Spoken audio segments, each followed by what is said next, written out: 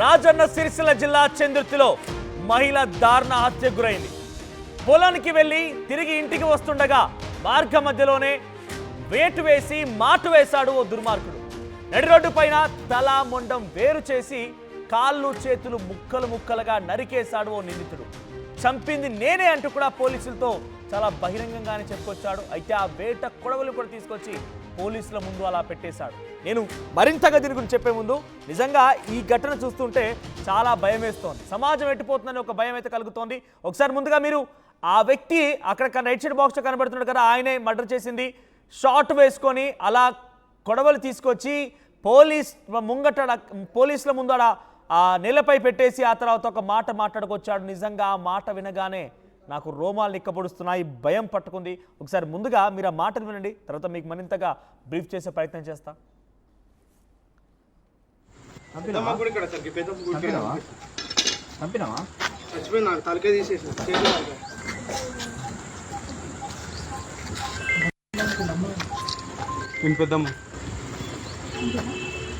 ఎక్కడ అది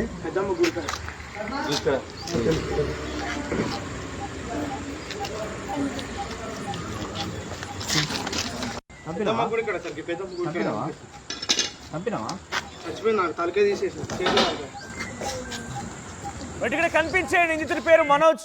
తన సొంత బంధువునే ఈ రకంగా దారుణంగా హత్య చేశాడు. పోలీసుల ముందుకొచ్చి మీరు ఆడియో విన్నారు కదా, అలా వచ్చేసి వేట కొడవలిని నేలపై పెట్టేసి పోలీసు అడుగుతారు, చంపేశావా అంటే చంపేసిన, తల తీసేసిన, చేతులు కాలు నరికేసిన రకంగా చాలా అసమర్థంగా తేలిగ్గా తాను నరికేసింది ఒక కోడినో ఒక చీమనో ఒక చిన్న చిన్న జంతువులు అన్న చందంగా ఒక మనిషిని చంపేసి కాళ్ళు చేతులు వేరు చేసేసి తలాముండం వేరు చేసేసి ఆడికి వచ్చిన తర్వాత కొడవలిని అక్కడ పోలీసు ఎదుట పెట్టేసి కొడవలిని ఇంటిగా కడుక్కొని వచ్చాడు. కూడా రక్త మరకలేంలు కొడవలిని కడుక్కొని వచ్చి అక్కడ ముందు పోలీసుల ముందు పెట్టేసి చంపినవా అంటే చంపేసిన, తల తీసేసిన, చేతులు కాలు నరికేసిన. ఎక్కడుందని అంటే పెద్దమ్మ గుడి దగ్గర ఉందని చెప్తున్నాడు. ఏకంగా చంపిన వ్యక్తి ఎవరో కాదు, ఒక మహిళ, తనకు వరుసకు అమ్మమ్మ అవుతుందట. ఆ వ్యక్తి గతంలో మైనర్గా ఉన్న సిచ్యువేషన్లో కూడా, మైనర్గా ఉన్నప్పుడు కూడా ఒక హత్య చేసి ఆ వ్యక్తి ఇక్కడ కనిపించిన ఫోటోలో కనిపించే ఈ వ్యక్తి ఒకసారి జైలు జీవితం గడిపి బెయిల్ ద్వారా బయటకు వచ్చాడు. ఒక వ్యక్తిని ఆల్రెడీ మైనర్గా ఉన్నప్పుడు చనిపేసినటువంటి ఈ వ్యక్తి మరోసారి బయటకు వచ్చినాక మరో మహిళ పైన కూడా చాలా దారుణంగా నడి రోడ్డు పైన చంపేశాడు. ఒకసారి దృశ్యాలు మీకు చూపిస్తాను నేను. ఒకసారి దృశ్యాలు గమనిస్తే నిజంగా మీరు ఆశ్చర్యపోతారు. చూడండి, ఇక్కడే ఈ ప్రాంతంలో నడి రోడ్డు పైన చూడండి, ఒక మెయిన్ రోడ్, హైవే రోడ్, నడి రోడ్డు పైనే మాటు వేసి వేట కొడవలతో వేటాడి ఆ సదరు మహిళను చంపేశాడు. నడి రోడ్డు పైన జరిగింది ఘటన. అది రాజన్న సిరిసిల్ల జిల్లా చందుర్తి దగ్గర ఈ ఘటన చోటు చేసుకుంది. నడి రోడ్డు పైనే ఒక మహిళ పొలానికి అని వెళ్ళి వచ్చి రెండు మార్గంలో రెక్కి నిర్వహించి ఆ మహిళ వస్తుండగా వేట కొడవలు చూడండి, తన చేతిలో వేట కొడవలు కనబడుతోంది. ఇక్కడ కనిపించినటువంటి ఈ వ్యక్తి గతంలో కూడా ఒక మైనర్గా ఉన్నప్పుడు కూడా ఒక హత్య చేసి ఈ రకంగానే ఒక వ్యక్తిని చంపేసి జైలుకి వెళ్ళాడు. జైలు జీవితం గడిపాడు. ఆ తర్వాత బెయిల్ పైన బయటకు వచ్చాడు. బెయిల్ పై బయటకు వచ్చిన తర్వాత సఖ్యంగా ఉంటాడనంటే అది కాదు, మళ్ళీ అదే దురాలోచన, అదే హతమార్చాలన్న ఆలోచన. సో మరోసారి ఒక మహిళని హతమార్చాడు. నడి రోడ్డు పైన, మెయిన్ హైవే పైన అందరూ అటువైపుగా చూస్తుండగానే పొలానికి వెళ్ళిపోయి తిరిగి వస్తున్నటువంటి ఆ మహిళని వేటాడి తలా మొండం వేరు చేసేసాడు. సో పోలీసు అడిగినప్పటికీ చంపావంటే చంపా, తల తీసేసిన, కాళ్ళు చేతులు నరికేసిన అని చెప్తున్నాడు. మరి కాళ్ళు చేతులు నరికేయడం ఏంటి, తల తీయడం ఏంటి? ఈ రకమైనటువంటి ఒక దుశ్చర్యకి ఆ సదరు వ్యక్తి పాల్పడ్డాడు. సో ప్రజెంట్ అక్కడ చంపిన వ్యక్తి ఎవరో కాదు, రైట్. సో ప్రజెంట్ ఆయన చంపినవరనో కాదు, తనకు సంబంధించి వరుసకు అమ్మమ్మ అవుతున్నటువంటి ఒక మహిళనే హతమార్చినట్టు తెలుస్తోంది. ఎస్, మా ప్రతినిధి చంద్రశేఖర్ అందుబాటులో ఉన్నారు. చంద్రశేఖర్కి వెళ్దాం. చంద్రశేఖర్, ఏం జరిగింది? ఈ వ్యక్తి మనస్తత్వం ఏంటి? అంటే మొదటి నుంచి కూడా మైనర్గా ఉన్నప్పుడు ఒక వ్యక్తిని చంపేశాడు. ఆ తర్వాత జైలుకి వెళ్ళిపోయి బెయిల్ పైన బయటకు వచ్చినటువంటి ఈ వ్యక్తి మరోసారి కూడా ఒక మహిళను హతమార్చాడు. నడి రోడ్డు పైన అందరూ చూస్తుండగానే చంపేసి ఆ వేట కొడవలతోనే పోలీసుల దగ్గరికి వచ్చి అక్కడ పెట్టేసి చంపేసిన, తల తీసేసిన, చేతులు కాలు నరికేసిన అని చెప్పి చాలా తేలిగ్గా, చాలా ఎంతలంటే ఒక చీమనో ఒక ఏమంటారు కోడినో చంపేసినట్టుగా ఆయన రకంగా అసమర్థమైనటువంటి ఒక సమాధానం నిజంగా చాలా తేలిగ్గా ఆయన యాక్షన్, ఆయన యాటిట్యూడ్ చూడండి. అక్కడ వచ్చిన తర్వాత ఈ యాటిట్యూడ్తో ఆయన కనబడుతున్నాడు. సో ప్రెసెంట్ ఆయన మనస్తత్వం ఎలా చూడాలి, ఎటువంటి వ్యక్తి, ఏం జరిగింది అసలు? ఎస్ మనోజ్, చాలా విషాదకరమైనటువంటి ఘటన దారుణం చోటు చేసుకుంది రాజన్న సిరిసిల్ల జిల్లా చందుర్తి మండల కేంద్రంలో బొల్లం మల్లవ్వకి వీరి కుటుంబానికి మధ్యలో గత కొంతకాలం నుంచి వ్యవసాయ భూమి వద్ద ఒక పంచాయతీ నడుస్తుంది. పెద్దల సమక్షంలో సైతం ఈ పంచాయతీ పలుమార్లు జరిగింది. ఆ మల్లవ్వ కుమారుడు గల్ఫ్ దేశాలకి ఉపాధి నిమిత్తం వెళ్ళారు. మల్లవ్వకి భర్త ఉన్నారు, కూతురుంది. అయితే ఈ మనువని వరుస మనోజ్ అనేటువంటి వ్యక్తి చిన్నతనం నుంచి జులాయిగా తిరిగేవాడు. నేనంటే విలేజ్ లో అందరూ భయపడాల్సిందే, నాకెవడు ఎదురు చెప్పడానికి వీల్లేదు అనేటువంటి మనస్తత్వంతో అల్లరి చిల్లరిగా ఉండేవాడు. ఈ క్రమంలో గత గణపతి నవరాత్రి ఉత్సవాల సందర్భంగా అదే గ్రామానికి చెందినటువంటి ఓ వ్యక్తి హత్య కేసులో ప్రధాన నిందితుడిగా ఉండి ఆయన జైలు జీవితంలో ఉన్నాడు. బెయిల్ పై బయటకు వచ్చినట్టుగా సమాచారం అందుతుంది. ఈ క్రమంలో ఖచ్చితంగా లేపేస్తా అని చెప్పి గతంలోనే వార్నింగ్ ఇచ్చాడు.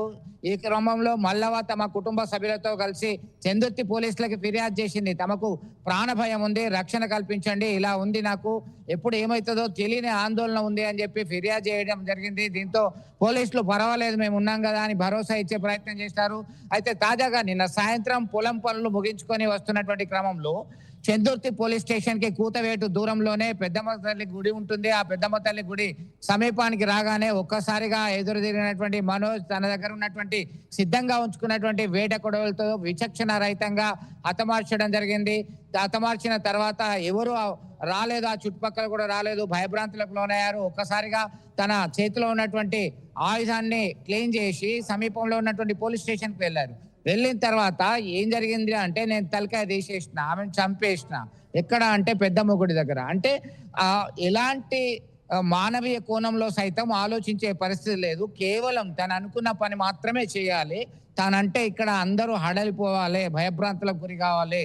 ఆల్రెడీ ఒక మర్డర్ చేసిన, ఇంకో మర్డర్ చేస్తే పోయేదేముంది అనేటువంటి కోణంలో ఒక్కసారిగా ఆయన బిహేవియర్ని అర్థం చేసుకోవచ్చు. ఆమె మల్లవ్వ మరణ వార్త విన్న వెంటనే బంధువులంతా కూడా ఒక్కసారిగా ఆందోళనకు దిగారు, రాస్తారోకో చేశారు. వాళ్ళకి ఎవరికి సమాచారం ఇవ్వకుండానే మల్లమ్మ మృతదేహాన్ని పోస్ట్ మార్టం నిమిత్తం పంపడం జరిగింది. దీని వెనుక ఏదో పోలీసులు దాస్తున్నారు, పోలీసుల కుట్ర ఉంది అని చెప్పి తీవ్ర ఆరోపణలు చేయడం జరిగింది. రోడ్డు మీద బైఠాయించారు. చాలా 2 గంటల పాటు ఉద్రిక్త పరిస్థితులు నెలకొన్నాయి. ఇక్కడ కనిపించినటువంటి నిందితుడికి మనోజ్ కి ఎవరు బంధువులు తల్లిదండ్రులు ఎవరు లేరా? వాళ్ళు ఏం చెప్తున్నారు మరి? అంటే ఇంత దుర్మార్గంగా గతంలో ఒక హత్య చేసినటువంటి ఈ వ్యక్తి మళ్ళీ దానికి పేట్రేగిపోయే విధంగా మళ్ళీ ఒక మహిళని హత్య చేసి, అక్కడ వివాదం ఏదైనా కానివ్వండి, హత్య అనేది తప్పు, హత్య చేసి ఇంత దుర్మార్గానికి పాల్పడేకంగా పోలీసు ఎదుటకు వచ్చేసి చాలా తేలిగ్గా, ఎటువంటి మానవత్వం లేనటువంటి వ్యక్తిగా చాలా తేలిగ్గా చంపేసిన, చేతులు కాలు నరికేసిన, తల తీసేసిన రకంగా మాట్లాడుతున్నారంటే తన కుటుంబీకులు ఎప్పుడు అడ్డు చెప్పలేదా? ఈ రకంగా వరుస హత్యలు ఏంటి అనే విషయం పైన తన కుటుంబీకులు, తన తల్లిదండ్రులు ఎవరు వారించలేదా మనోజ్ని ఏంటి ప్రవర్తన అని చెప్పి? గతంలో సైతం పలుమార్లు మందలించడం జరిగింది. పద్ధతి మార్చుకోవాలి, సరైనది కాదు, నీకు బంగారు భవిష్యత్తు ఉంటుంది, ఇంకా చిన్నపిల్లగానివి, ఇంకా అనేక విషయాల్లో ముందుకు వెళ్లాల్సినటువంటి స్థితిలో ఇప్పటికే అనేక ఇబ్బందులు ఎదుర్కొంటున్నావు, కేసులో ప్రధాన నిందితుడిగా ఉన్నావు, ఇది మంచిది కాదు అని చెప్పి చూశారు. అయితే నిన్న జరిగిన సంఘటన తర్వాత ఎవరు కూడా అందుబాటులో లేకుండా పోయారు. ఎందుకంటే నిన్న ఉద్రిక్త పరిస్థితి నెలకొంది. ఆ కుటుంబ సభ్యులు ఎవరైతే మృతురాలి కుటుంబ సభ్యులు, బంధువులు తమ మీద దాడి చేసే ప్రమాదం ఉంది అని చెప్పి ముందు జాగ్రత్తగానే వారు అందుబాటులో లేకుండా పోయినటువంటి పరిస్థితి మనోజ్. దీంతో ఎవరు చెప్పినా ఒకటి గమనించాలి, ఆయన బిహేవియర్ మొదటి నుంచి కూడా అల్లరి చిల్లరగా తిరిగినటువంటి వ్యవహారంలో ఎవరు చెప్పినా వినే పరిస్థితి లేదు. నాకు ఎవరు చెప్తే నేనెందుకు వినాలి, ఎవరి మాట నేనెందుకు లెక్క చేయాలనేటువంటి మనస్తత్వంతో చాలా రూడ్ బిహేవియర్ మనకు కనబడుతుంది. వాళ్ళ మాటను సైతం లెక్క చేయనటువంటి స్థితిలోనే ఇలాంటి ఘాతుకానికి పాల్పడ్డాడు, హతమార్చడం జరిగింది. ఆ వృద్ధురాల్ని హతమార్చడం చాలా విషాదంగా ఉంది. అందరూ కూడా తీవ్రంగా ఖండిస్తున్నటువంటి పరిస్థితి.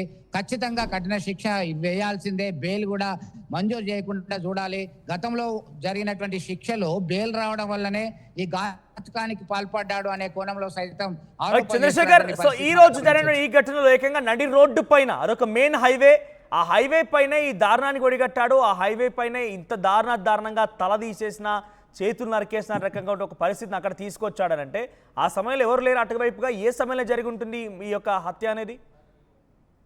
ఒక్కసారిగా కత్తి చేత పట్టుకొని భయంకరంగా ఆమె ఎదురుగా వెళ్ళడం జరిగింది. వెళ్ళిన తర్వాత ఆమె బతిమిలాడినా కానీ వద్దు అంటూ ప్రాధేయపడ్డా వినకుండా దాడి చేశాడు విచక్షణ రహితంగా. ఇక చుట్టుపక్కల వాళ్ళు ఎవరైతే వ్యవసాయ పనులు ముగించుకొని వస్తున్నారో వాళ్ళు కూడా వారించే ప్రయత్నం చేశారు. అయితే ఇతని చేతిలో ఉన్నటువంటి ఆయుధాన్ని చూసి ఆల్రెడీ దాడి చేశాడు.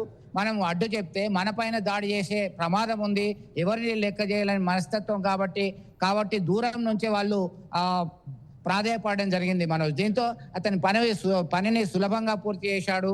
సమీపంలో ఇంతకుముందు చెప్పినట్టుగా సమీపంలోనే పోలీస్ స్టేషన్ ఉంది, ఆ పోలీస్ స్టేషన్కి వెళ్ళడం జరిగింది. నేను ఇక్కడ మనిషిని లేపేసిన, తలకాయ తీసేసిన, ఇక్కడే పెద్దమ్మ గుడి దగ్గర ఉంది డెడ్ బాడీ అంటూ లొంగిపోయినటువంటి పరిస్థితి. దీంతో జరిగినటువంటి పరిణామాల నేపథ్యంలో గ్రామంలో ఆ మండల కేంద్రం చెందుర్తి అక్కడ ఇప్పటికే ఒక టెన్సివ్ సిచ్యువేషన్ అయితే ఉంది. ఆ బాడీని పోస్ట్ మార్టం నిమిత్తం హాస్పిటల్కి తరలించడం జరిగింది. హాస్పిటల్ వద్ద సైతం ఆ బంధువుల రోదనతో మిన్నంటినటువంటి పరిస్థితి గమనించవచ్చు మనోజ్. సో ప్రెసెంట్ పోలీసులు ఏం చెప్తున్నారు మరి? పోలీసులు ఖచ్చితంగా మేము మా చట్ట ప్రకారం మేము యాక్షన్ తీసుకుంటాం, పలు సెక్షన్ల ప్రకారం కేసు నమోదు చేస్తాం. ఇలాంటివి వాళ్ళు ఫిర్యాదు చేశారు. మల్లవ తరపు బంధువులు గతంలోనే ఫిర్యాదు చేశారు. అయితే ఈ సమస్యకి పరిష్కారం లభిస్తుంది, సద్దుమరుగుతుంది అనేటువంటి కోణంలో మేము ఇప్పటికే మందలించడం జరిగింది. వాళ్ళకి కౌన్సిలింగ్ సైతం చేశాము. అయినప్పటికీ ఇలాంటి ఘాతకానికి పాల్పడతాడని ఊహించలేదు. ఖచ్చితంగా మా చట్ట ప్రకారం మేము చర్యలు తీసుకుంటాము. ఎవరు ఆందోళన చెందొద్దు, ఉద్రిక్త పరిస్థితులకు దారి తీయొద్దు, మళ్ళీ కేసులు ఎదుర్కోవాల్సి వస్తుందని చెప్పి హెచ్చరిక జారీ చేస్తున్నటువంటి పరిస్థితి అక్కడ పోలీసులు చెప్తున్నటువంటి విషయం. Manoj, right, thank you Chandrashekar. So ప్రపంచంలో ఏ మూల ఏ క్షణం ఏం జరుగుతుందో వేగంగా తెలుసుకోవడానికి తొలి వెలుగు వాట్సాప్ ఛానల్ని ఫాలో చేయండి.